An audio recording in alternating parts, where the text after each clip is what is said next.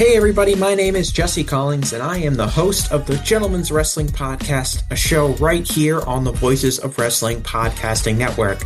On the Gentleman's Wrestling Podcast, we take a deep look at individual issues and stories that are going on in the wrestling world.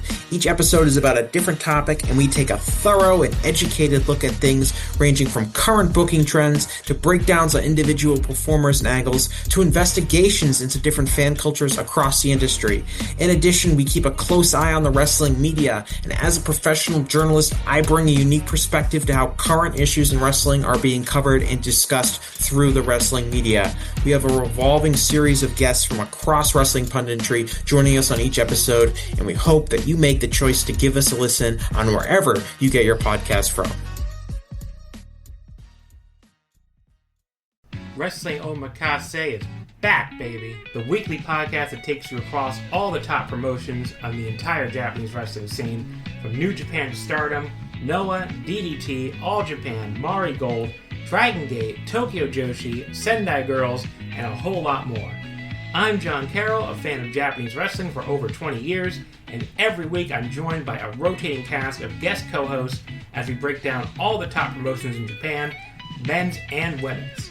Check out Wrestling Omakase right here on the Voices of Wrestling Podcasting Network today.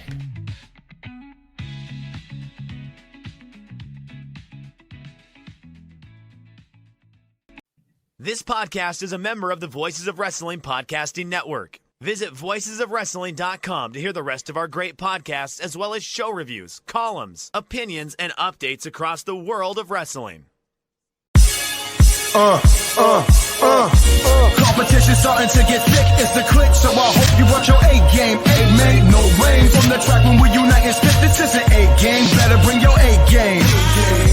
Competition starting to get thick, it's the click, so I hope you watch your A-game. A-man, no rain. And now it's the Mike and JD show, and I'm your host, Mike Gilbert, and I'm joined as always by JD by God Oliva. How are you, JD? I don't know. We'll see how this show plays out, and you tell me. Yeah, we'll see if your country bumpkin internet works tonight. We'll see how it works. Bye.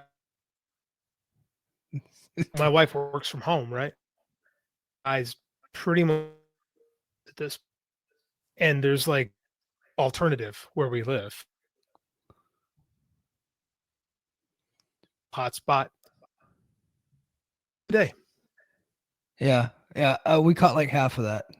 It's gonna be one of those nights, folks, where JD's internet is just in and out. I just got done watching the main event of All Out. So here's what happened on my Saturday. WWE and AEW got to stop doing this head-to-head shit. Now I know that WWE did it to try to take away from AEW. They will deny it, and ESPN came out and denied that was the case. That was not the reason why the show was scheduled. But if they're gonna go on the same day, I would much rather them do it at the same time,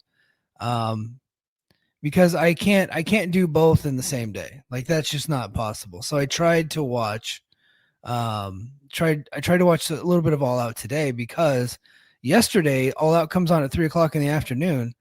Like, I got shit to do. I got family stuff to do. Like, being on in the middle of a Saturday is like, for a guy with like a wife and kids and like stuff he has to get done, that was a little bit tough for me. So my nieces have soccer on Saturday. So, my whole family, we all went to go and watch them play soccer for a while. We went out to eat. We did a bunch of different things all throughout the day, and none of it was revolved around me just sitting there watching television. Although, like, if Dad got his way, like, I would just be a slug on the couch watching wrestling all day. But unfortunately, that's just not how life works in the real world. And had it been at come on at 7 p.m. head to head with Wrestlepalooza, I would have just watched All Out instead of Wrestlepalooza. But it wasn't on, and I didn't have access to it at the time. My cousin was able to put it on Plex later in the evening, and so I just watched it. I just watched Wrestlepalooza because I was able to get access to ESPN Unlimited fairly easily. I know a lot of people said that they had trouble with it, but I had no trouble whatsoever because I just got a free trial for Fubo. And on the site, it says, click here for ESPN Unlimited access. Click there, logged into my ESPN account. And sure enough, there it was. And I got home a little after 7 when the Lesnar and Cena match had already started, created a whole Fubo account, linked it to my ESPN. And, I did that within like 3 minutes and was able to get onto it. So I know a lot of boomers had some issues with it, but I was able to figure it out pretty fucking easily. And shout out Cousin Joe for the hookup on that with that idea.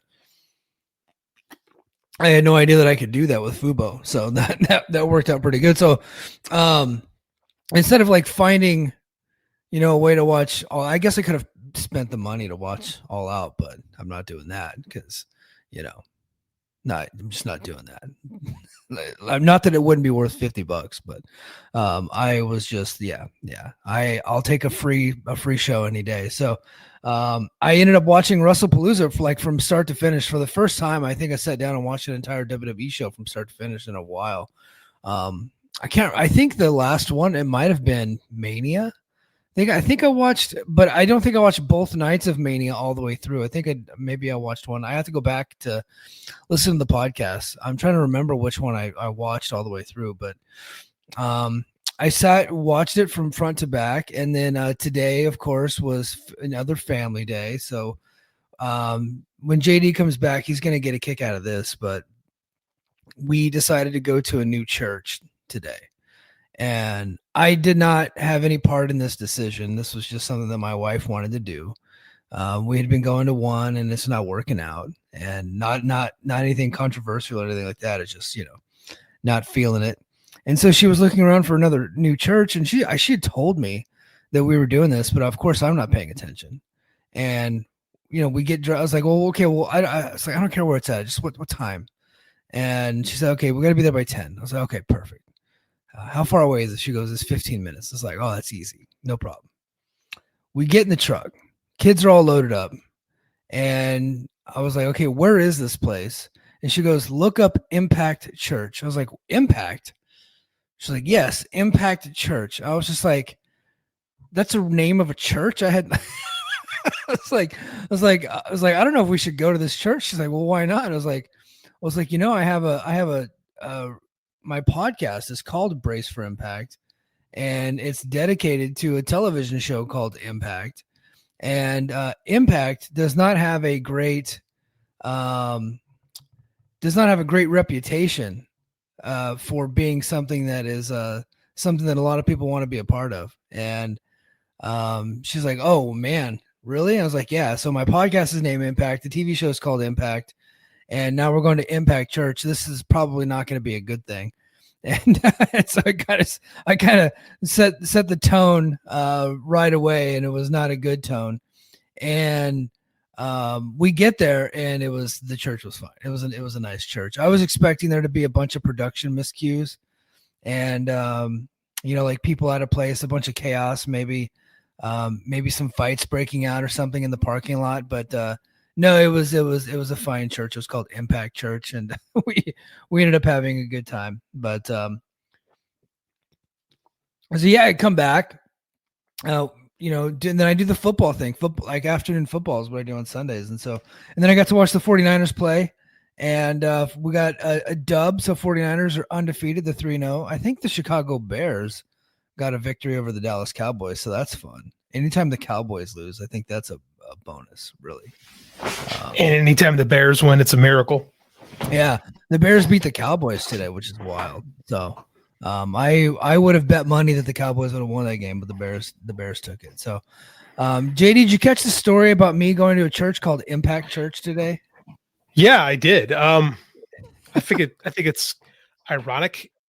Yeah. It's like God said, this is what he needs. Yeah, I think what Lucha Doncic said, he goes, you're going to walk in there, they're going to be playing We Own the Night, like the church band. I was like... Do they still play We Own the Night on Impact? No, they don't. They do the Cross the Line song. Oh, okay. They went back to the OG Cross the Line, but And so I was telling this long story so you can get your stuff set up, but I was able to watch most of All Out. I got to see the most important parts of All Out. The only match that I have not gotten to watch yet that I feel I really do want to watch is Darby and Moxley.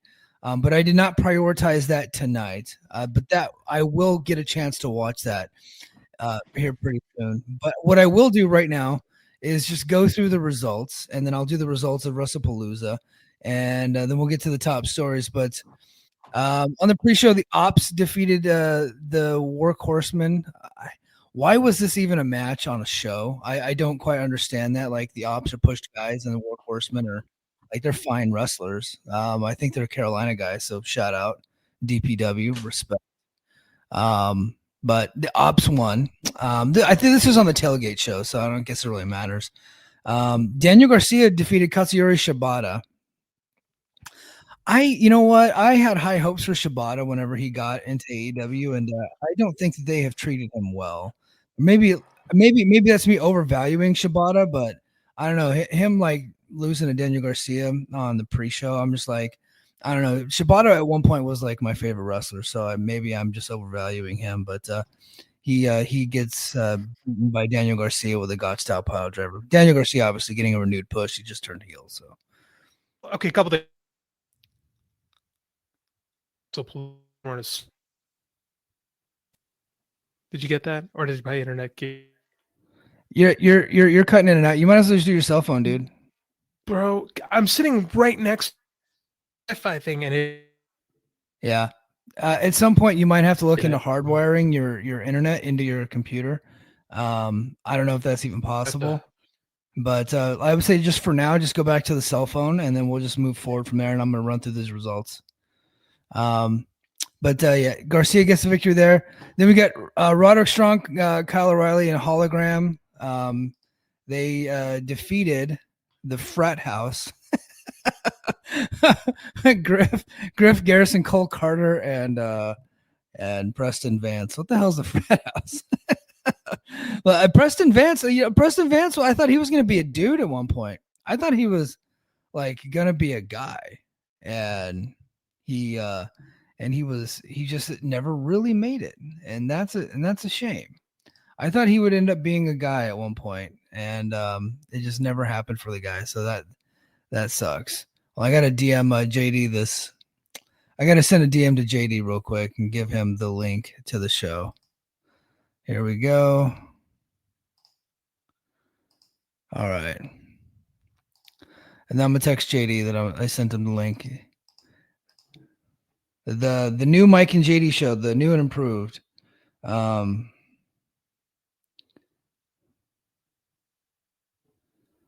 new and improved. We got to work on old JD's internet there. Maybe one day. We'll see. All right. Willow Nightingale, Mina Shirakawa, Aminata, and Harley Cameron versus Megan Bay and Penelope Ford, Julia Hart, and Sky Blue in a tornado tailgate brawl. Nightingale's team won. So there you go. Main card. So this is where I picked up Adam Copeland and Christian Cage versus FTR. Beth Copeland, Beth Phoenix. I thought Beth Phoenix I thought she had that name before she was in the WWE. But she can't use the name Beth Phoenix. So they were calling her Beth Copeland. I thought that was weird. But she comes out, she's looking jacked. As per usual, she's a star. She came out and took out old Stokely Hathaway, and Copeland and Cage got the victory after Copeland speared Wheeler. That the match was fine. It was a 3-boy. I would probably go like a hard 3 on that one, especially considering the rest of the matches that happened on the show. It was a very WWE style match, to include a spot where Adam Copeland did the 5-knuckle shuffle and hit the FU on one of the FTR guys, which elicited a Cena chant, a John Cena chant at an AEW show. And a lot of the AEW fans were really upset by that. A lot of AEW fans that listen to the show were really, really mad. And I found that to be endlessly entertaining how mad they were. It was fantastic. What do you think about John Cena getting a chance in an AEW show? I don't know. It's John Cena. Like, there was a time I might have gotten all poopy pantsed about it, but it's like, I don't know. The dude's on his retirement tour. Like, it's Adam Copeland. Like, you're going to get WWE style stuff with him. I don't know. Like, Canadian crowd, man, they're going to do what they do. I just didn't. There's so many more things in life I need to be angry about than whether or not John Cena should have gotten a chance at an AEW show. Like, honest to God, bro, who fucking cares? I just don't care. It's not a big deal. It was a receipt because Cena did a tribute to Edge in one of his previous matches, in the match against Cody at SummerSlam, and so this was Edge's first opportunity to show his old rival respect. They did have a bunch of matches in the WWE, and I'm sure they're like pretty tight. Well, I mean, am I supposed to get mad when Will Ospreay does a Styles Clash now? No. I mean, there's a reason for that. It's him, the former New Japan foreign ace, showing love to another former New Japan former ace. You know what I'm saying? Foreign ace. That's a lot of F's to say. Like, it's just, this is what wrestling is. Why do MJF does a Crossroads sometimes? Like, this is wrestling. I don't understand why I have to be mad about that. Like, I don't like WWE. I don't know. I don't care, I guess. Yeah. Eddie Kingston took on Large Bill. Of course, there was your interferences and all that stuff. After the match, believe it or not, there was so the FTR match. After that match, Nick Wayne and Mother Wayne came out and distracted Adam Copeland and Christian Cage. FTR then beat them down, and they did the spike pile driver on Beth. So there you go. Nice. Yeah, they're going to continue that feud, clearly. Eddie Kingston versus Big Bill. Kingston won via pinfall with a back fist. Post-match, Keith attacked Kingston and lights out. Revealed an H symbol. Hook returned. So now we got a Hook forming an alliance with Eddie Kingston. So maybe they'll finally make Hook interesting. I don't know. We'll see. Hook was more interesting when he said less and did less. Like, now they're trying to, like, and I get it, you have to kind of well-round a character sometimes, but I don't know. I don't think he's got it. I don't think so either. I think the guy never wrestles. It's like at some point you have to wrestle, right? And they're hiding this guy. And he's not out there. He's not out there working indies, getting himself better. He started, I think, around the same time as Dominic Mysterio, but Dominic wrestles 4 times a week. That's why he's gotten so much better. This guy never wrestles and doesn't cut promos. And when he does cut promos, you can tell that it's not what he's there for. And so he doesn't. I don't know. The guy just doesn't do much. I'm not interested. Dominic's a lot older than Hook is too. There's like a good 4 years between Dominic and Hook. Yeah, quite frankly. And I do agree with you. I do think that AEW's lack of schedule, but it's not like WWE's running a ton of house shows now. But Dominic's had a lot more matches than Hook has, and there is something to be said for AEW's youth development.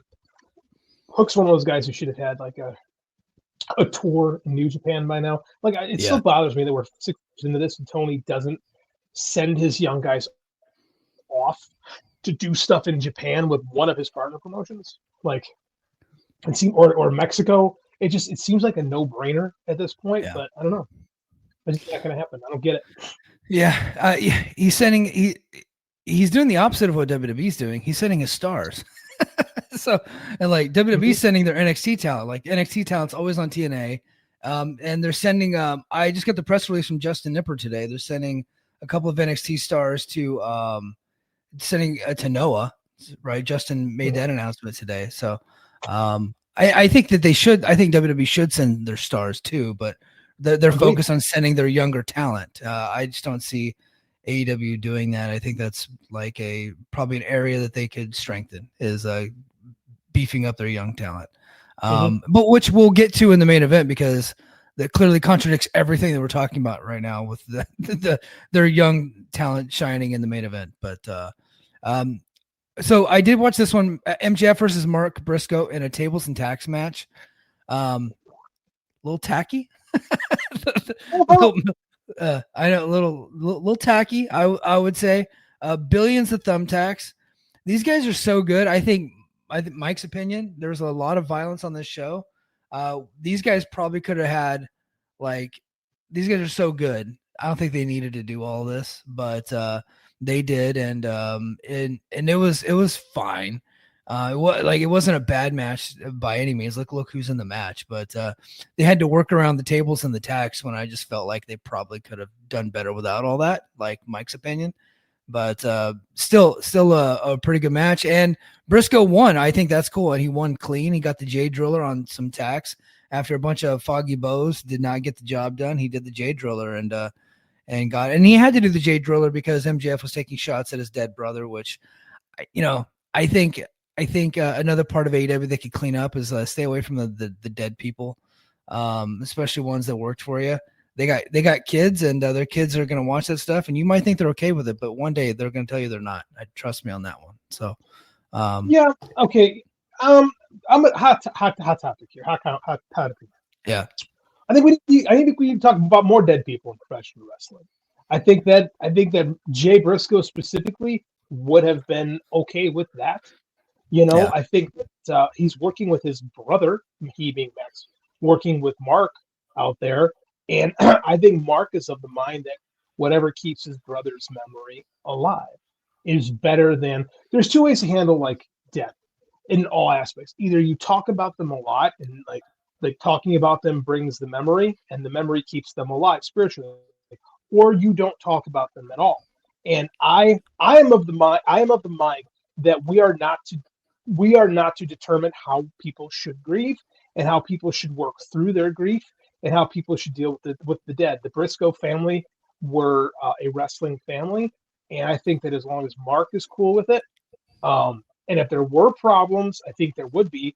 But I mean, and to be honest with you, I think those kids have a lot harder, especially the ones that were in the accident with their father when it happened, have a lot more harsh things to work through than silly pro wrestling angles. Yeah, I wouldn't do it. I wouldn't do it, especially with those kids, everything they got going through. This is something that they just don't need. And these guys are so good, you don't even have to go there. But I think MJF feels like he has to go there, and Christian Cage, like that's just their characters. They have to go there, but at some point, an adult's gonna have to step up and be like, "We're so much better than this. We don't need to do it." But and you can still talk about someone without like making fun of the fact that they're dead. Like you talk about how great they were, right? I don't know. I feel like they've done it so much, it's old. It's just gotten old to me. Like Christian Cage, it just got old after a while. And if anybody in that company has a dead dad, he's going after him, right? So why is it the only place villains can't be villainous is professional wrestling? Like, we have to make sure that our villains are so sanitized and squeaky. Like, I don't mind a villain doing something that makes me feel gross and kind of uncomfortable, because that's what villains do. I agree. I agree with that. If because like in movies, when you're talking about fictional characters, when these fictional characters die, and the other fictional character brings that up in the movie, I think that's brilliant.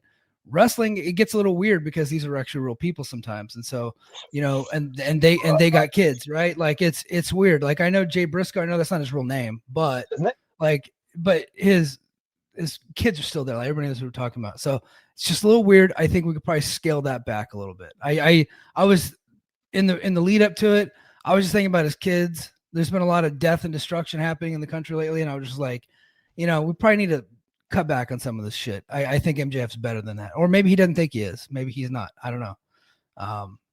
I just don't think he has to go there. I don't know. He's a talented guy, and the match was good. The match was fun.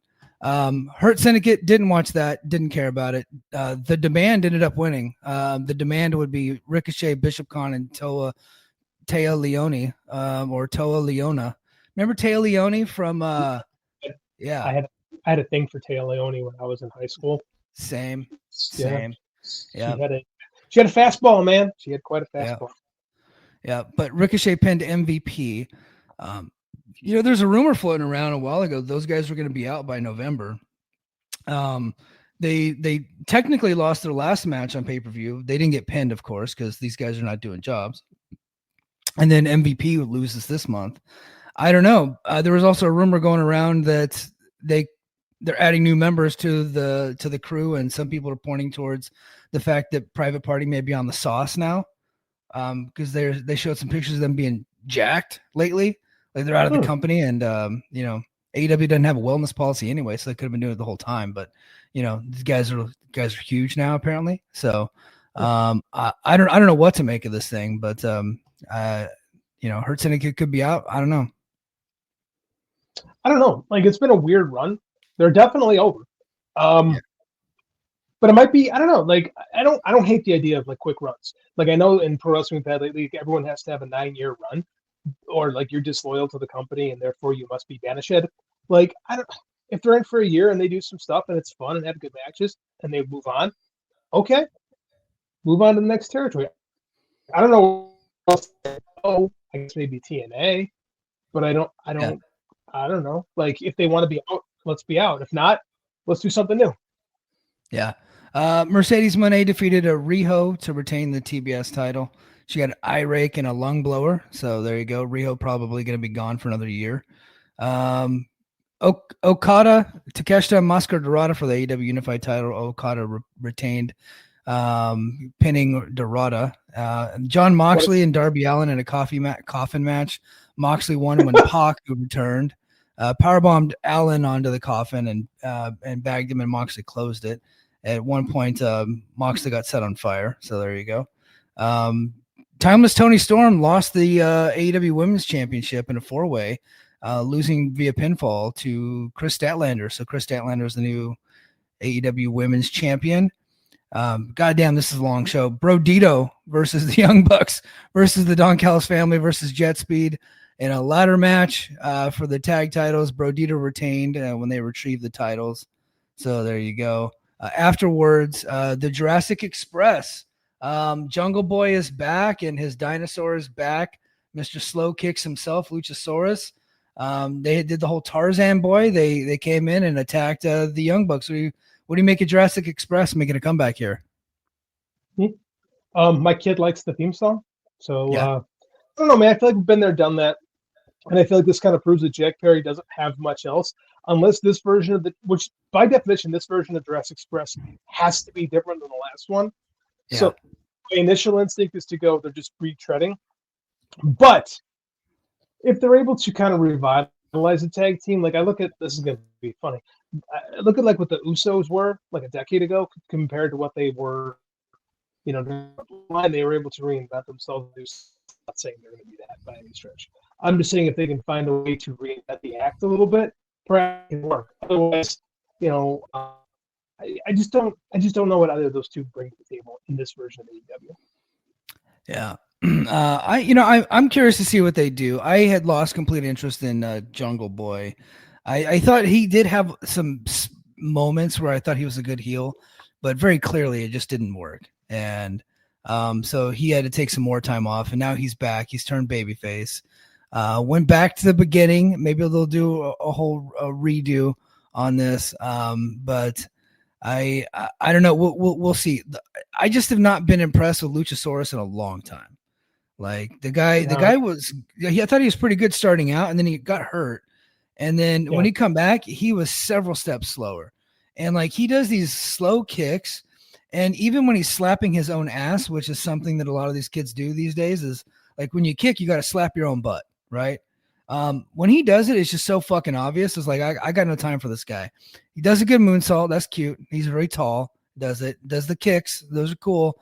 But when he's slapping his own ass, I say, I'm not interested. Sorry, dude. Like everybody can see you. Like we can see you, dude. Stop it. And he's more blatant than everybody else. Because he's slower. Yeah. I don't know. In 2019, 2020. Now, I don't know, man. I don't.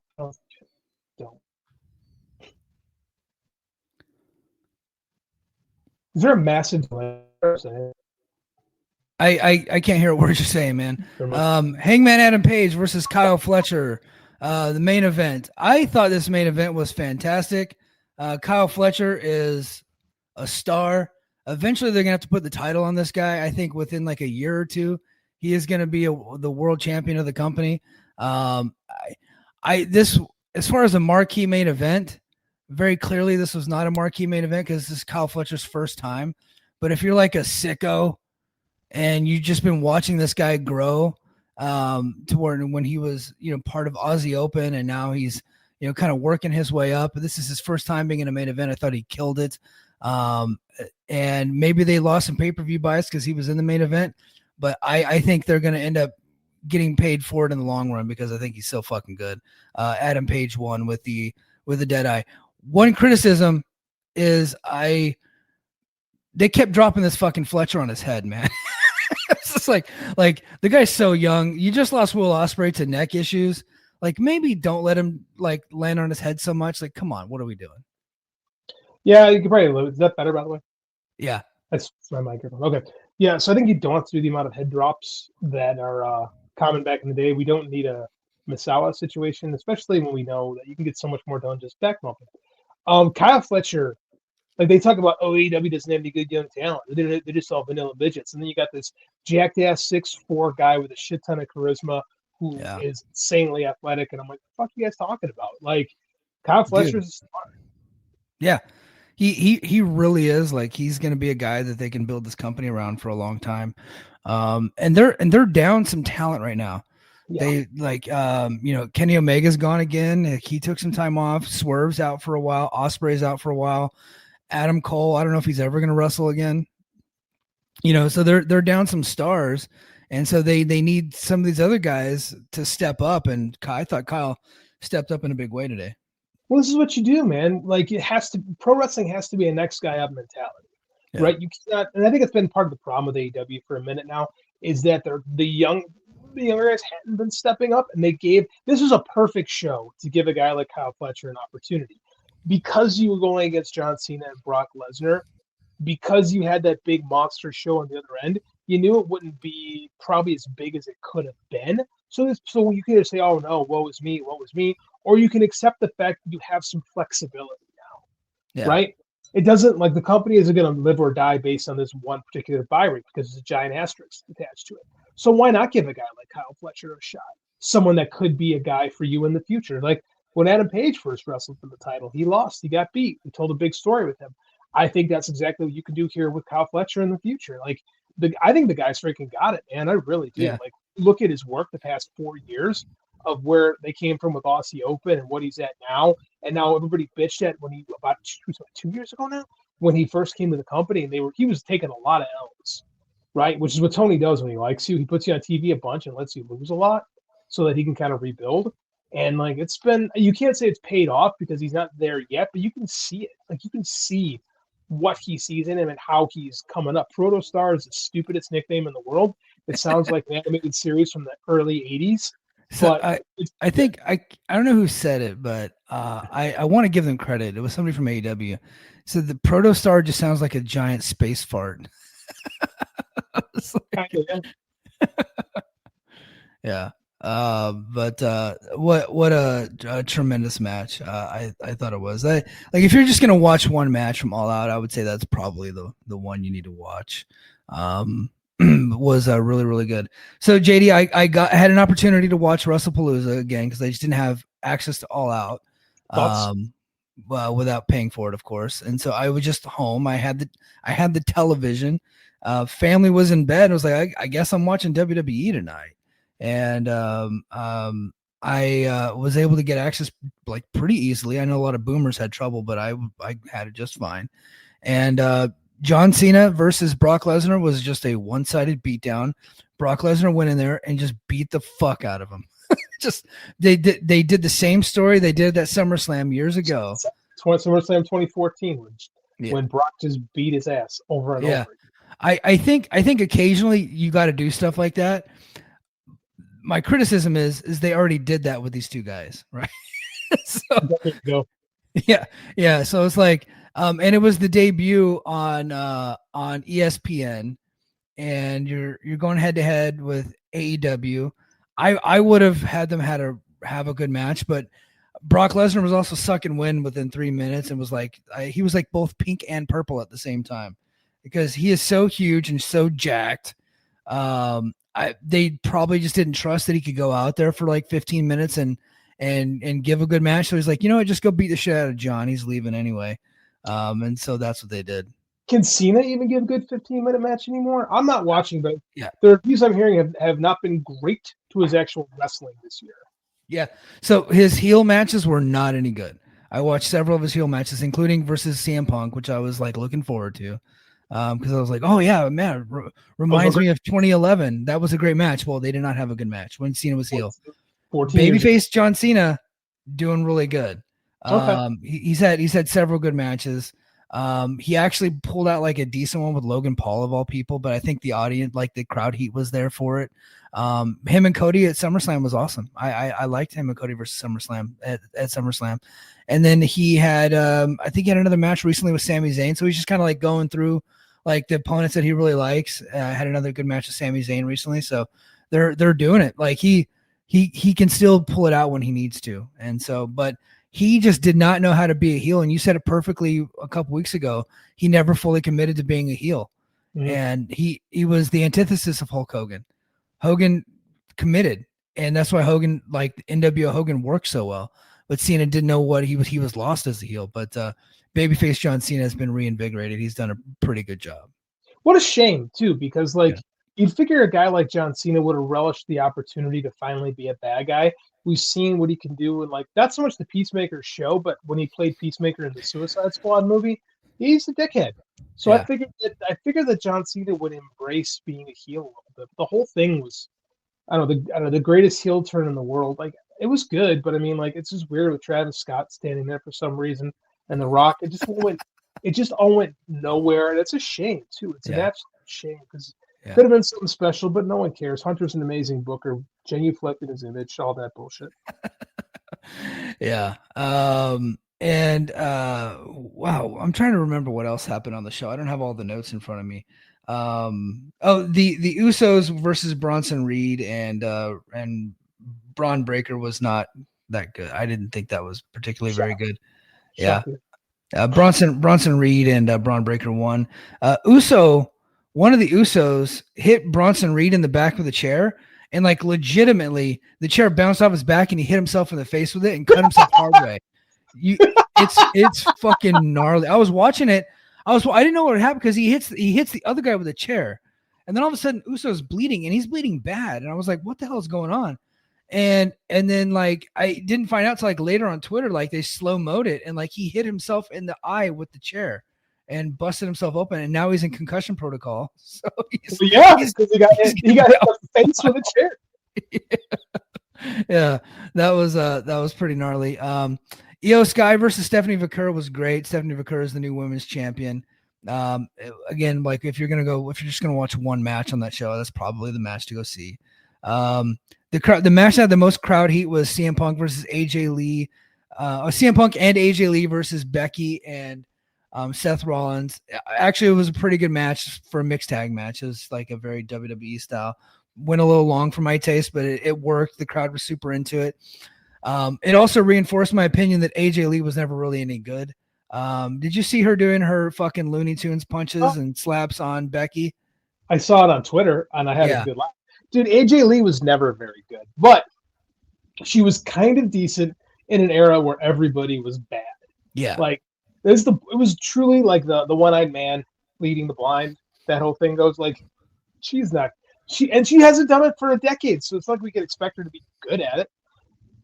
But they actually they promoted her to the fact that people in this era legitimately think that she's a legend, that she was some transformative star. Yep. And she was part of the show. And WWE state media, a lot of the guys on social media that are 25, 26, they were teenagers when AJ Lee was really popular. They not only they believe it, they have been promoting that this legend has returned. She's so amazing. I was just guys, I was there at WrestleMania in Santa Clara when she had a match. Everybody went to the bathroom. She was not that big of a deal back then. Why do you think Give Divas a Chance was a thing? Because everybody was doing that because the matches stunk. It was just Vince and John Laurinaitis entertaining themselves with big boob girls. She's from that era. Her character was the antithesis of that, but it wasn't they had dynamite matches at the time. But here's the thing: is when you have a bunch of 20-somethings working and promoting Like these are the people that were like being spoon fed the garbage at the time, and they believe it. They believe everything. They believe the worst era of WWE wrestling was like amazing. It's like I go, dude, I go on Reddit sometimes and I look at some of these wrestling things, and every day they post a picture of some shitball mid-carder from the 2000s, and like, what could have been? Like Mordecai, he could have been something, man. Or the legend of Sean O'Hare. Everybody's convinced the WWE missed out on Sean O'Hare, not realizing that his vignettes were carefully edited and like sculpted and put together. And by the time they actually had to debut him, they had to put him with Roddy Piper because he stunk at everything. They couldn't get Sean O'Hare over with fucking Piper. Like they gave him Roddy Piper, and he still couldn't get over. Right? Like it's astounding to me how like, but that's just like these people that were kids in that era that have like fond memories of awful WWE wrestling. Like I don't look back at 1993 and go, man, Damian Demento could have been something if they'd have got behind him more. Yeah, Bastion Booger, man, they really missed out on that guy. Like he should have been the champ. Yeah, Mike Shaw was great. How could WWE have missed out on that guy? Like these people that are just, they look at a picture and they don't realize that WWE like carefully crafts those images. And that's why there were so many of them that got cranked. The one guy that did get kind of fucked over was Muhammad Hassan. He got over too quickly and he wasn't ready for that. He might have been able to have a decent career. He was talented. Yeah, he cut a good promo too. Like he was a hell of a promo. Yeah. That's the one guy where I'm like, maybe in a different era where where they didn't have the worst idea humanly possible for a guy, he could have gotten over. But not that. And then the main event was Cody versus Drew McIntyre, and Cody got the victory. This was a very slapdash together feud. Came together a couple weeks ago. It shouldn't have been in the main event. I think it was in a bad spot, but it's Cody, so they had to put Cody in the main event. Hogan must pose. That's Cody now. QB1 is what they call him. And the match was fine. It wasn't a bad match, but it wasn't a great match. And the problem with it is that Triple H, the god of all booking himself, went on ESPN the day before and said, expect a bunch of surprises, expect this, and that. Pulled a whole Jordan Grace, right? And before Slammiversary. And then you watch the thing, and there's not a single goddamn surprise on the show. With one exception. Mean Mark Callis comes out on his motorcycle and to American Badass, comes to ringside, sits next to Stephanie McMahon, sits next to Steph, right? And then surprises her with her induction into the Hall of Fame in 2026, which that one actually, like, those are usually like fake and canned. That one actually kind of looked real. Like, I think she was like genuinely surprised by it. But that was the only surprise in the whole fucking show. People were talking about The Rock being there because it's ESPN and it's Cody. And why would you put Cody in the main event with this slap together feud? People were talking like Jericho's name was being tossed around. And there wasn't a single goddamn surprise on the whole show. So Triple H, Hitler Hurst Helmsley himself, fucking ruined the whole thing. I love the fact that people are starting to come around to me saying that he's not that great a booker. And he doesn't have that many great ideas. Like, I understand that Cody should close the show. He's the champion. It does seem like, now tell me if I'm wrong here, and I'm just going off general vibes. It doesn't seem like this run with Cody on top is as impactful as the previous run with Cody on top. No, you're 100. You've nailed it. Yeah, you're 100% right. Yeah, because the run just started at SummerSlam, right? So we're like just over a month into it. I think this was his first big title defense. I'm sure that they're doing they're doing a crown jewel in Australia coming up. He'll probably have another one in a few weeks, but yeah. John Cena's the top babyface, right? And then the number one storyline is CM Punk and AJ Lee and Seth Rollins and Becky. Like, I can't even express just how captivated the audience is by that storyline. It is fantastic. They've done such a great job with it. That son of a bitch CM Punk is never been happier in his life. Like, you can tell. And as far as character work, he's doing some really good character work. And the matches aren't great, but the crowd is hot for him. So that's really all that matters. So it seems like he's playing second, third fiddle to behind John Cena and then that whole mixed storyline. but they put him in the main event, I think, just to kind of reestablish the fact that he is their top guy. So what do you do with him? Well, yeah, they don't really have a good heel to go up with him. Like Seth Rollins is the top heel, but he is the champion on the other show, right? So if you've heard this one before, do you turn Cody heel? No, I don't think you do. I think that you get another heel hot. I think the guy that should go heel eventually and turn on Cody and challenge for the title would be CM Punk. I think he's a better heel than he is a babyface, but I don't know if they're going to do that either. The problem with Punk is, though, even whenever Punk's a heel, people don't boo him, and I don't foresee that being any different here.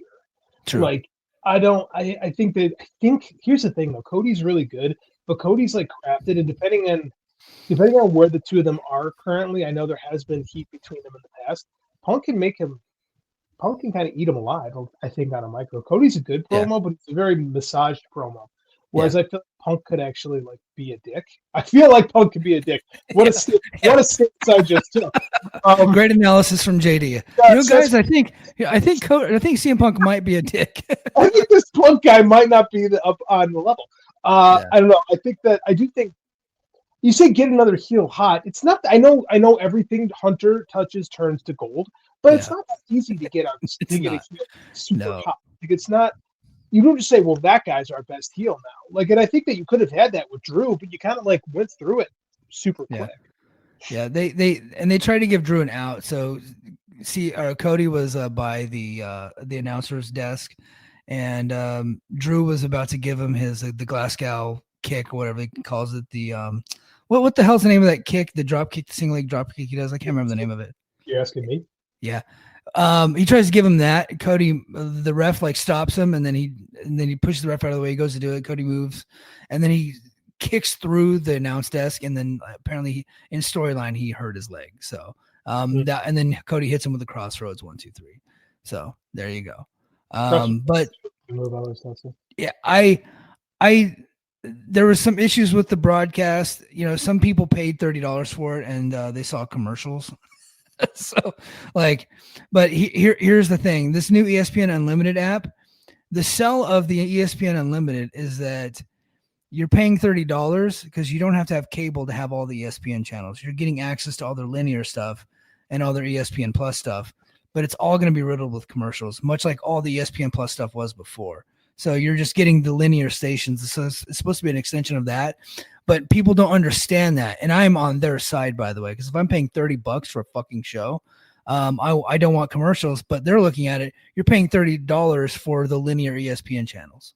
That's what I'll say. You can't look at it as a pay-per-view. You just can't because you didn't pay $30 for the show. You paid $30 for a month of access to the worldwide leader in sports.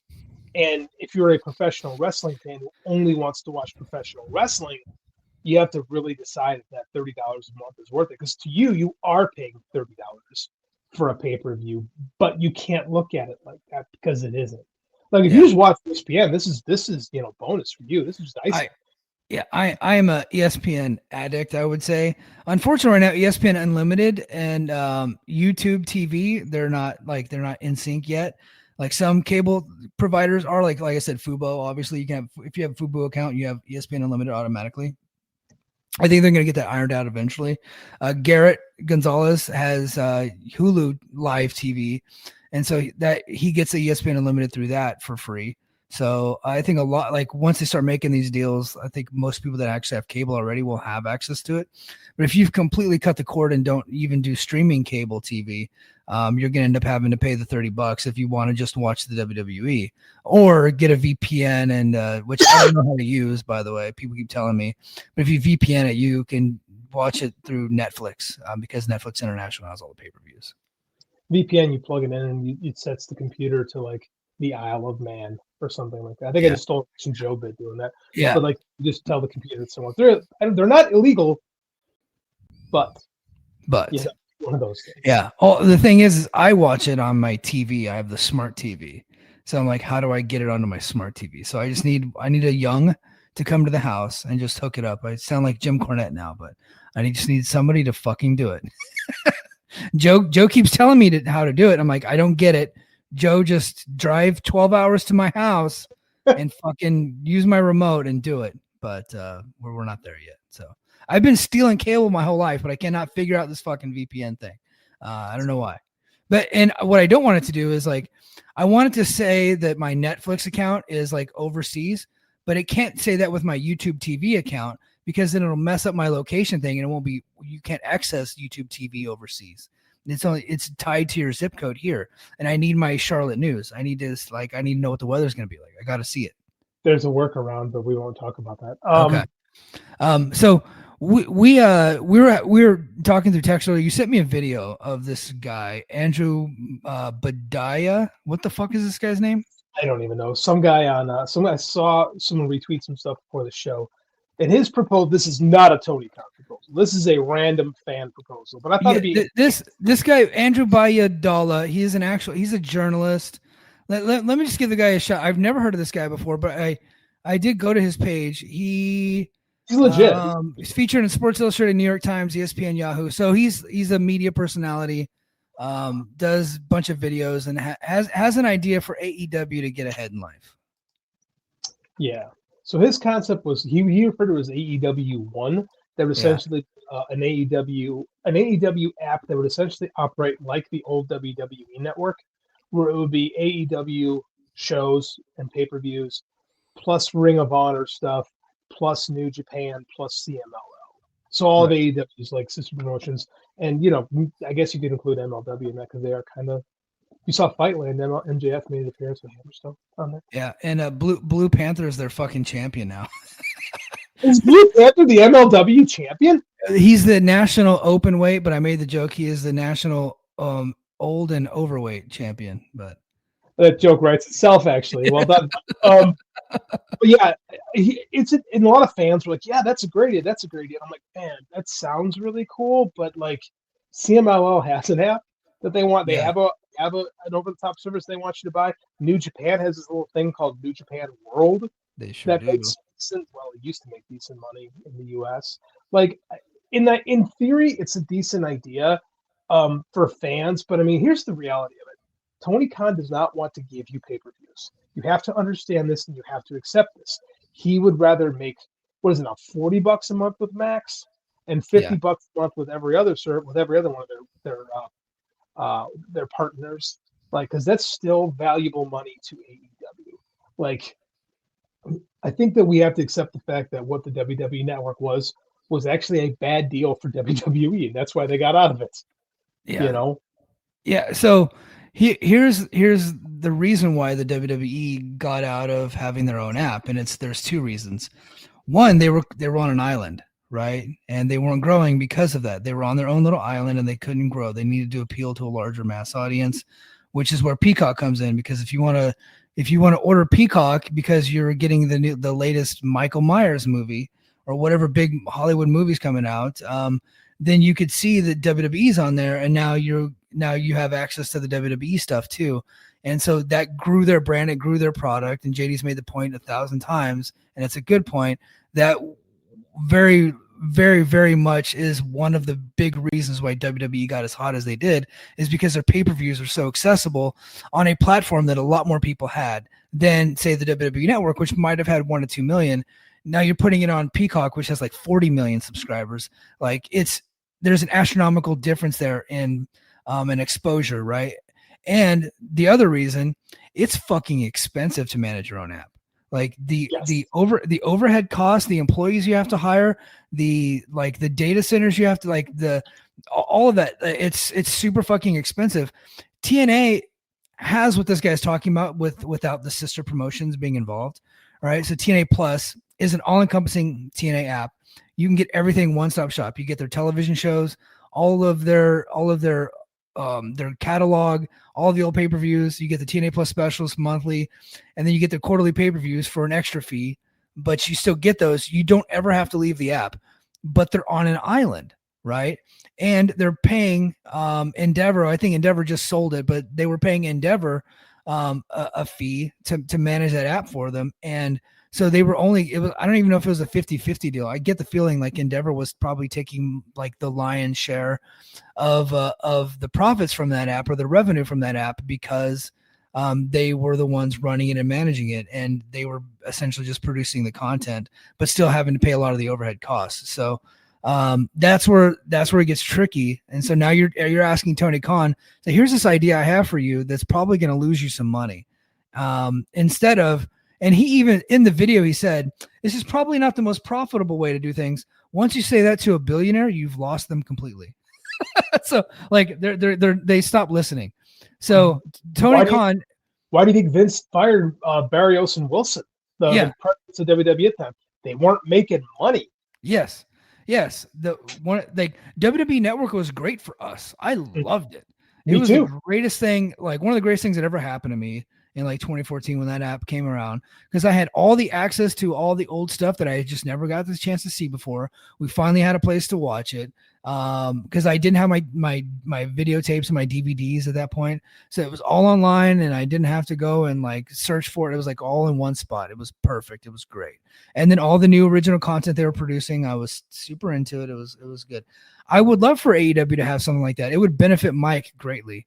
I don't think it would actually benefit AEW all that well. I just don't. I think AEW and Max need to get together and get a deal, much like WWE and Peacock or WWE and Netflix and ESPN, and kind of go all in with Max. But I know Max is in a little bit of turmoil right now, and they're for sale, and so you never really know what that future is going to hold. But I think that's the best way forward. I don't know if turmoil is the word I would use, because we've had other players come out of the woodwork. But as I've said on this show, would happen, like Zaslow. Netflix. No, so people threw cold water on the Netflix thing, and I think that whole story came about because the two execs were sitting together at a fight. So yeah, that's not that big of a story. But here's the thing though: is these deals aren't. When these things happen, it's not because there's a lot of traces in the media. They get announced. How often have we said, like, oh my God, this deal came out of nowhere? Because we don't know shit, right? Like, these things just pop.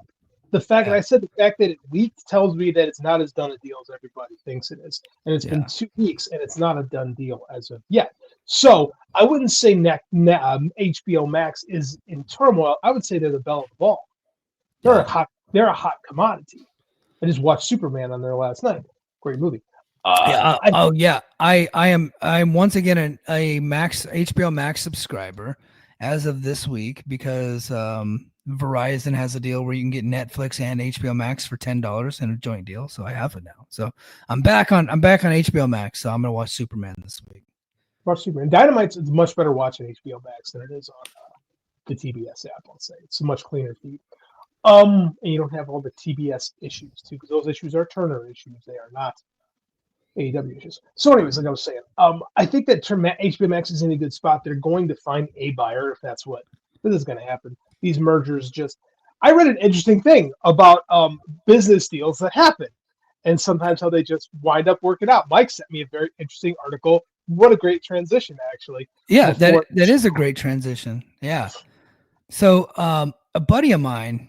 Blake, I don't know how to pronounce his last name, but his name is a pseudonym. Because he actually has like a real job, and he is an agent. I invited him on the show tonight, but he couldn't make it because he's actually with a client at the Giants game. So he was double booked. He originally agreed, and then he realized he was doing the Giants game tonight. So, but Mike and JD show, yeah. So I'm just gonna call him Blake, but on Twitter his name is Bobby Axelrod. He's actually had some story. Like, he was the guy before anybody knew about the AAA deal with WWE. Like, he had it like a week ahead of time and had been tweeting about it, and even tweeted Sean Ross Sapp, but nobody knew who he was at first, so nobody listened. And sure enough, he had it. He and I got into this big argument whenever the WWE TNA partnership started, because he said that WWE wants to buy TNA, and I was like, no, they don't. We kind of went at it a little bit, and then we took it to the DMs, and we chilled and cooled off, and he explained his position. Well, his position that he's explained to me like 6-8 months ago is exactly the position that came out in Dave's newsletter like a month ago, right? Like, that WWE has a deal in place with TNA that Like they would have to be the buyers and stuff if they were for sale, and like they would have to prove it. And Nick Khan wants it, and Nick Khan wants to put TNA and AAA on Peacock, and they want to get the deal on CW. Like he's had it all for a while. He mostly writes MMA stuff and does MMA business type articles. But this week he felt compelled to write about TNA, and he had sent me the article, and it's titled "Cronyism at the Crossroads: Anthem's multi-million-dollar gamble on Carlos Silva." So Carlos Silva is the president of Anthem Sports Group, which is the parent company of TNA. So he is essentially, being the president of Anthem Sports, they don't have like an underneath guy that's the president of TNA. He is the president of all of them. So he's the TNA president, Invicta president, Fight Network president. He is the president over all of them. Well, so in his story, I'm just going to go through. I got some notes here. He says, so the background. So Anthem Sports owns TNA Wrestling, and he is alleging that TNA is hemorrhaging $5 to $8 million annually, which I don't doubt at all. But I look at the show sometimes. I'm like, how are they spending that money? But I don't know. Sounds like a lot of money, but I don't doubt it. He says that they're hemorrhaging $5 to $8 million annually, but is gaining momentum through a groundbreaking partnership with NXT. And it includes crossovers and events like Slammiversary at the UBS Arena, which drew a large crowd. Yeah. And Chairman Len Asper has issued a 1-year ultimatum. Now, this is something that Blake told me a long time ago. It says Len Asper has issued a 1-year ultimatum: achieve profitability or face a sale or shutdown. TNA is negotiating a media rights that could exceed $10 million, making leadership crucial. Recent successes such as the partnership and events like Slammiversary and upcoming Bound for Glory were built by executives who have since departed. Let me add JD back. So he's saying that Carlos Silva is there, and he's taking credit for a lot of the successes that TNA has had. But the TNA success is because of the NXT partnership, which he didn't have anything to do with. Slammiversary at the UBS Arena was not a venue that was booked by Carlos Silva. In fact, the previous leadership group are the ones that actually put that deal together. He is kind of riding the waves and the coattails. That's what Blake is saying in his article. Okay, that is his allegation. So he's saying that Silva was hired in December of 2024 via executive search firm Turnkey ZRG, promoted as an independent process. He reports to Len Asper and brings experience from roles at Bear Jackson, which is auto auctions, NFL's Pylon Cam, Professional Fighters League, which is the formerly World Series of Fighting, NBC Universal Sports and World Team Tennis. However, insiders criticize Silva's lack of pro wrestling knowledge. He reportedly struggled with basic terminology. So one of the things that came out, I don't know why this would even come out, like the guy's clearly not a wrestling guy, but you know the guardrail that TNA used? They used the old school metal guardrails, and he called them the bike racks. He goes, why are we using bike racks as the guardrails? And so like everybody, they're making fun. They kind of look like bike racks though. Yeah, I've always thought that too. Yeah. So that was like one thing that had come out right away. But he doesn't have a whole lot of knowledge. Silva outsourced the key media rights negotiations to CAA, raising questions about his hands-on role. So here's the core issue in the hiring process. The recruiter, Rick Alessandri, who led the search for Turnkey ZRG, is a 30-year friend of Silva from 76 Capital. So that's where they have a partnership there. This relationship suggests the independent search may have been rigged to favor personal ties over qualified candidates. Article points to a pattern in Silva's career, including governance issues during his time at World Series of Fighting, where stability was short-lived. Sports executive recruitment often prioritizes networks and favors over merit. Turnkey ZRG has faced similar scrutiny in other hires, like for the Professional Fighters League. An industry veteran quoted says, meritocracy is dead in this business. People aren't hired to build for the long haul. They're hired to make someone happy or to repay a favor owed.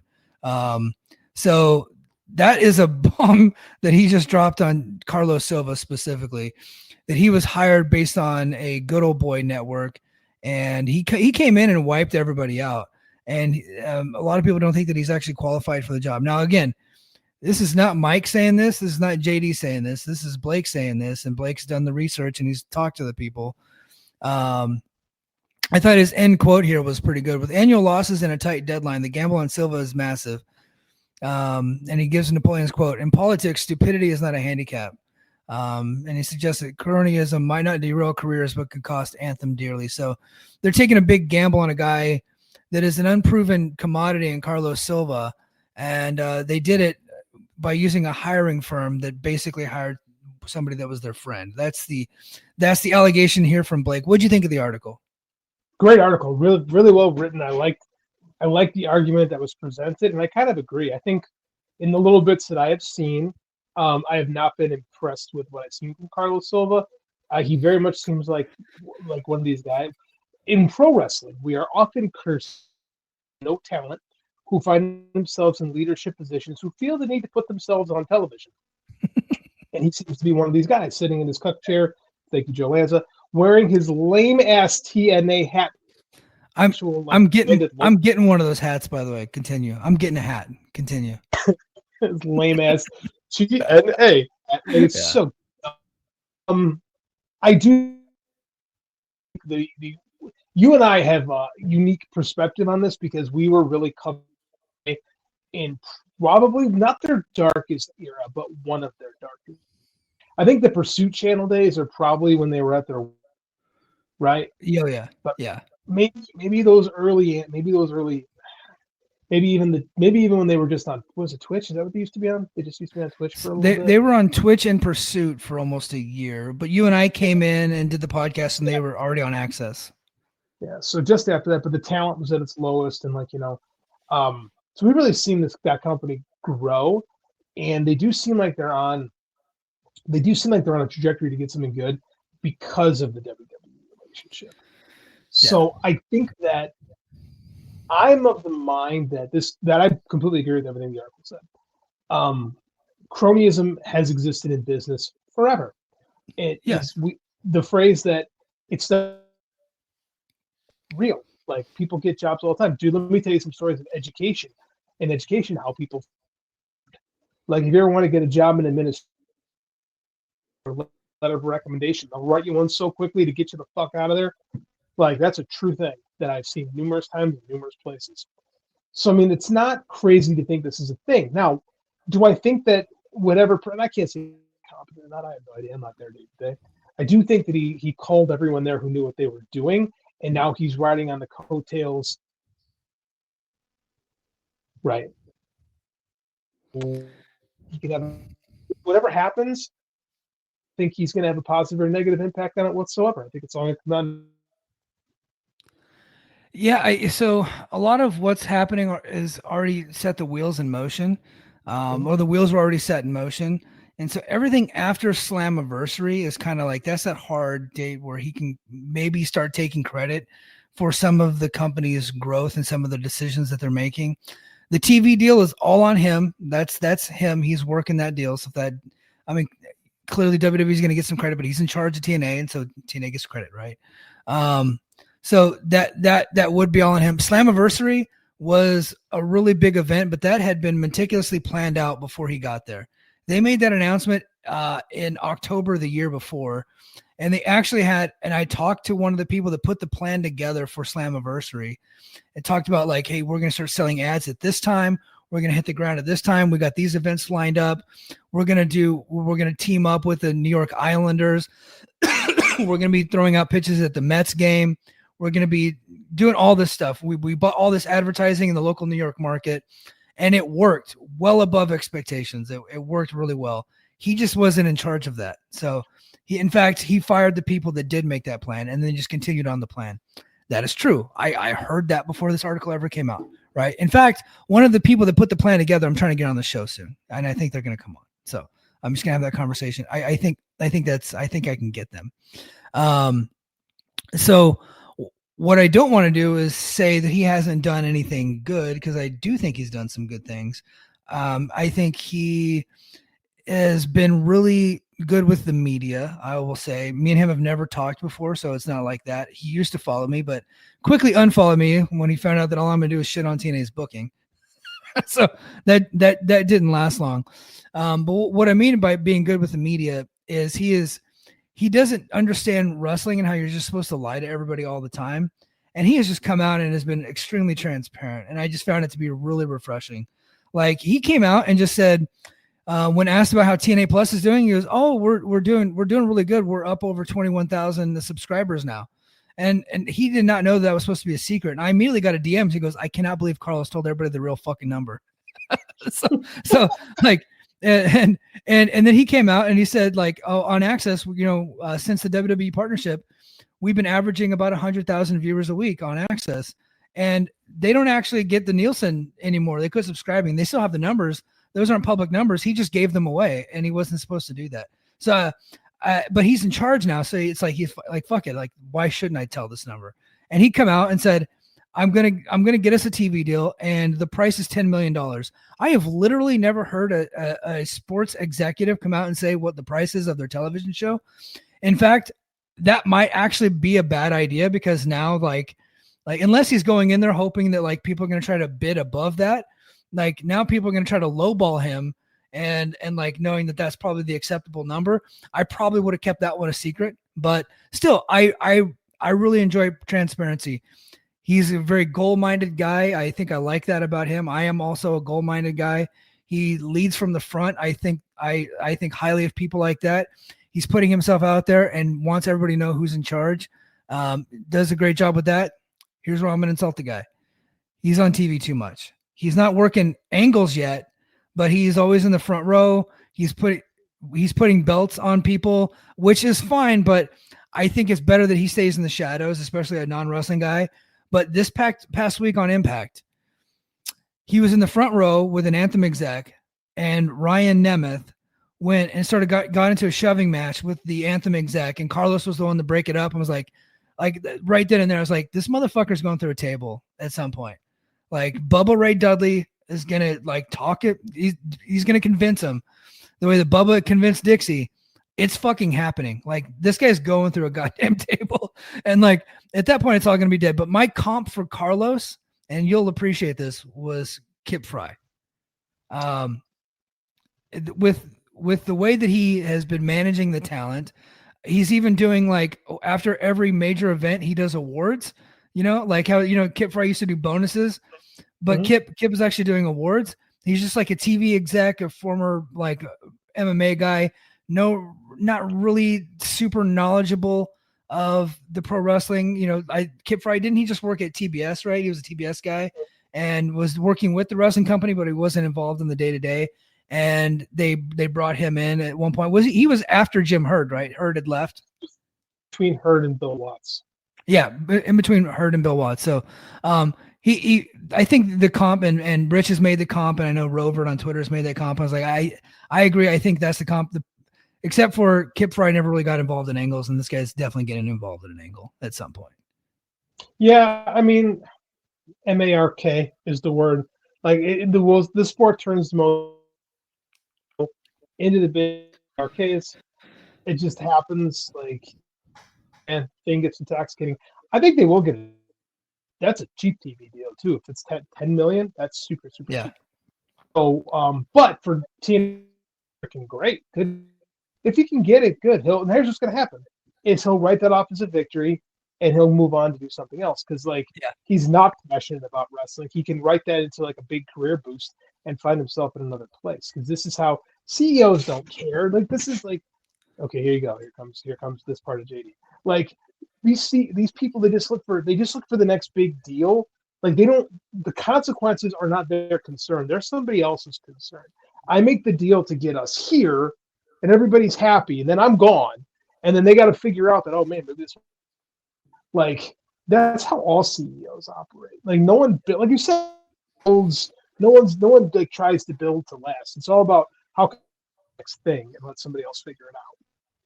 Yeah. So, but in reality, they've got that Nick Khan. They're going to be taken care of because they're like, they are the bumper to AEW from WWE right now, right? They serve a purpose, and there's safety in that. And I totally understand why TNA wants to exist as that. For a company his future has been unsure since the day it launched, that's a safe place. Yeah. And I understand why they want to do that. They're in a really good space because WWE realizes the importance of their existence, right? And WWE is not going to like pillage them like they had done before. And in fact, they're going to help them exist in a greater capacity. And we're seeing it in real time.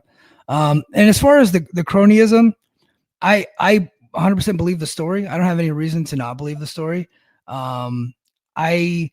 I do believe in a meritocracy. Just unfortunately, that's just not how the world works, right? Like, you know how I got my current job that I'm in.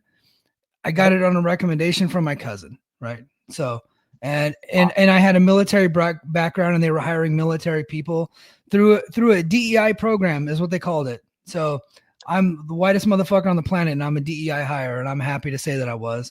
And my cousin hooked that up for me. I had to go through the interview process. I had to have the resume, but I still got the job, right? And I'm okay with it. I became a teacher because I'm a really good wrestling coach, and I have a background in film and video, and had 20 years in the business. And they started a video production program, and the guy quit. And they were like, "Hey, we got this dude who being here. You want to be a teacher?" And I went, "Huh?" And then since being given the job, I busted my ass to prove that I'm really good at it, and that they made a gamble on me, and it's paid off for them. That's my job. Yeah. I don't find anything. See, that's the thing is, I don't find anything wrong. Because again, when you're going to hire somebody, don't you want to hire someone that you trust over someone whose resume looks good? I mean, I think that if I want a general contractor, I'm going to go to my buddies and be like, "Hey, man, who should I hire to fix my roof?" Mm-hmm. Right? And they're going to say, "Oh, this guy is good." That's just the reality of business, and I don't necessarily think that's a bad thing. Now, like I said, I've seen the dark side of that too in education, where people who aren't good at the job are able to fail upward because nobody wants to be around them. And that's a real thing too. But I mean, you can stellar resume and get the job, nail the interview, do everything the right way, and you fucking suck, right? Like that's a thing that happens too. So I don't have a problem. I was thinking about this reading the article. I don't have a problem with someone taking care of their friends and putting them in positions because they think they can be good at it. I would rather bring somebody in who I think can be good at a job rather than someone I don't know, like an expert.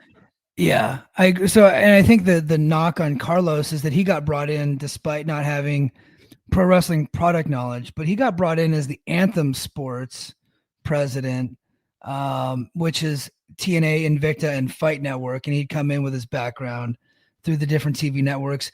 Now, he does not have a high level of success at like these different places, but we're also talking about Anthem Sports, which is not like this.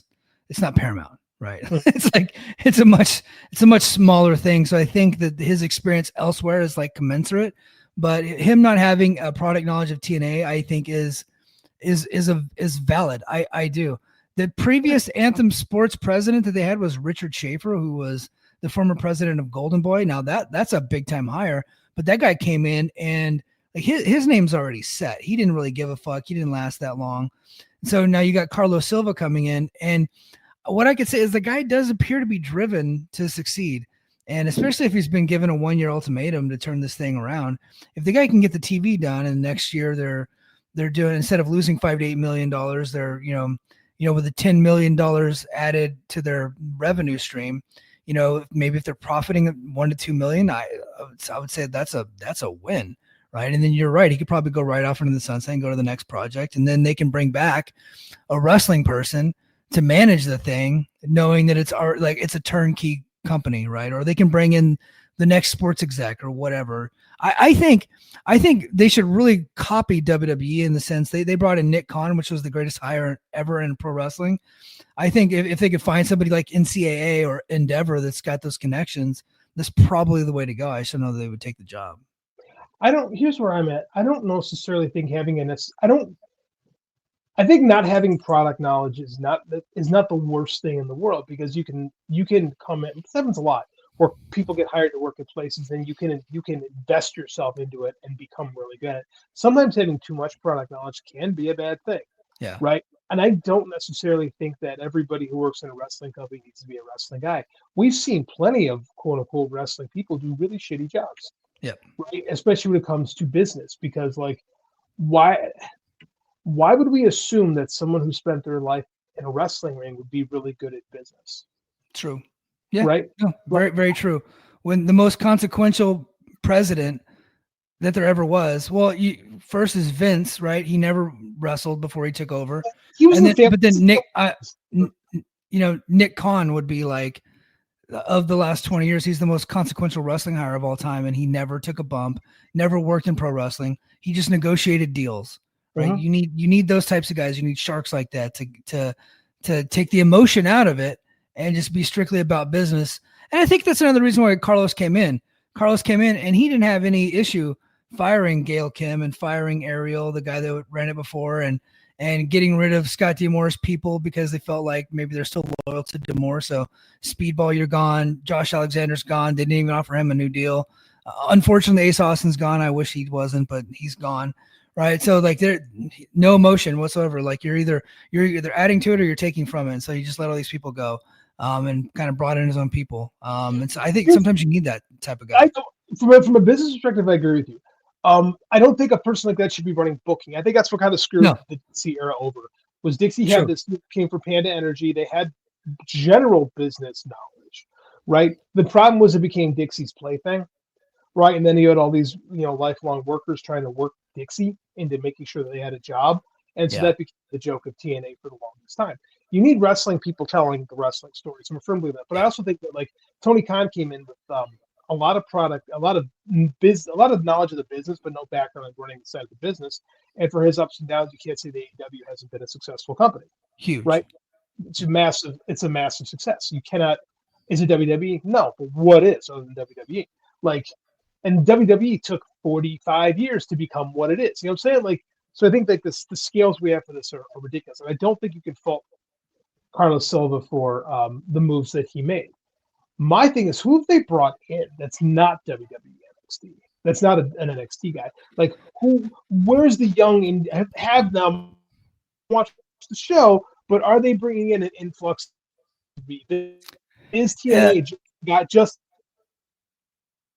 happened to be? Yeah, so they have been focusing on a lot of ex-WWE talent for sure. But the only ones that they have, I would say, that are not ex-WWE would be like Leon Slater, who is gonna be making a lot of money because there's gonna be a bidding war for him once his contract has expired. He's good, so. Yeah, he's really good. They got the Rascals. I know Zach Wentz did go there, but he started in Impact and went there and came back. So they're doing really good. They got this kid Jason Hotch who was on the indie scene for a while. Yeah, but this is all there before Carlos. Like, here's the thing: it's like if Carlos Silva does this big call, who have you brought back? Like, are we bringing people in to replenish, or are we just leaning on NXT? Because I think that could be a detriment too. Because and again, here's where I say this is because I do think WWE fans will get bored with TNA if it's not something. If it's just something they're going to get bored with in general because it's not WWE. Yeah. Right. It's something. It's just another thing that the history of this is going to. So my whole thing is, what is doing to ensure pipeline of talent in TNA is established? Because you've gotten rid of all the D'Amore people. Sure, okay, I get that. Who's next? And you can't tell me he's not a TNA guy. Yeah. Well, I mean, anybody that's under contract to them is a TNA guy. But who is Carlos Silva specifically brought in? I think Johnny Bravo. I think Johnny Bravo and Tommy Dreamer are running that deal. And so I don't think I don't think they've brought in anybody. I'm trying to think since January. So there's been some women. There's been like Harley Hudson and Mila Grace, but they're barely on TV. I'm trying to think. Dude, you stumped me. I can't think of anybody that they have signed since Carlos Silva's been in the company that is not a former WWE talent, other than a couple of the knockouts that are on like Explosion. I don't think there's any. So here's what I'll say is going to who WWE for AEW. I could be wrong. Doesn't have loses its to go bye. Look at Ring of Honor. Like Ring of Honor was gonna last 5 years. Like, I don't foresee that being the move. Yeah, haven't been relying on NXT to. You know what? I don't think that's the move. I don't think that's protecting your company, because when they're done TV deal, then they're going to stop paying attention to you because you're.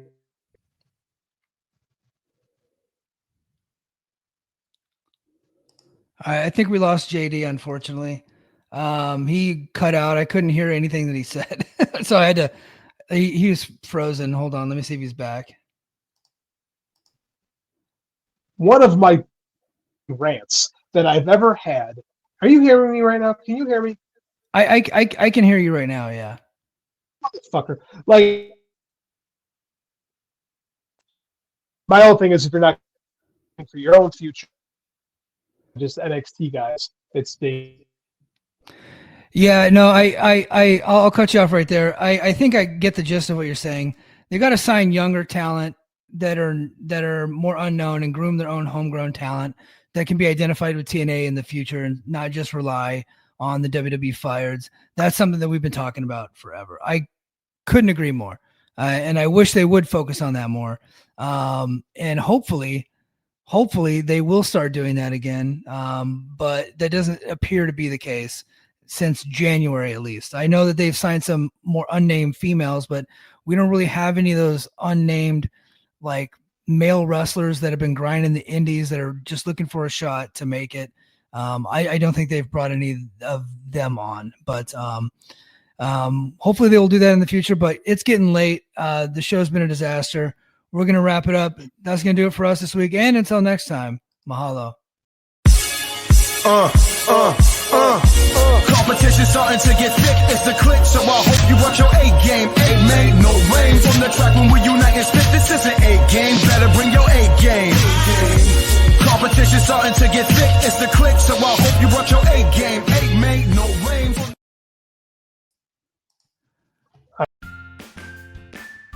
Hi, I'm Andrew Rich, and if you're like me, you look at the state of modern wrestling discourse and think, wow, what a cesspool. That's why I'm here to tell you about Music of the Mat Remix. That's right, your favorite wrestling music podcast is back with a new format, where I bring on a guest and we play songs related to wrestling-themed topics. It could be a wrestling reference, a wrestling concept, a wrestling pun, things of that nature. Now you might be saying, Andrew, that is a very, very tenuous connection to pro wrestling on a wrestling podcast network. Is this just an excuse to hang out with your friends and talk about music and ignore the rest of the wrestling landscape? Yes. Yes, it is. So listen to Music of the Mat Remix on the Voices of Wrestling Podcast Network, available on Apple, Spotify, or your podcast player of choice. Do you like wrestling trivia? Then check out the 5-Star Match Game, the Pro Wrestling Quiz Show. I'm Joe Gagney, and every episode, I grill 3 contestants with 5 rounds of power-packed wrestling trivia. We have over 30 evergreen episodes in the archives covering WWE, AEW, Japan, Mexico, and much, much, much, much more. Play along at home and check it out today.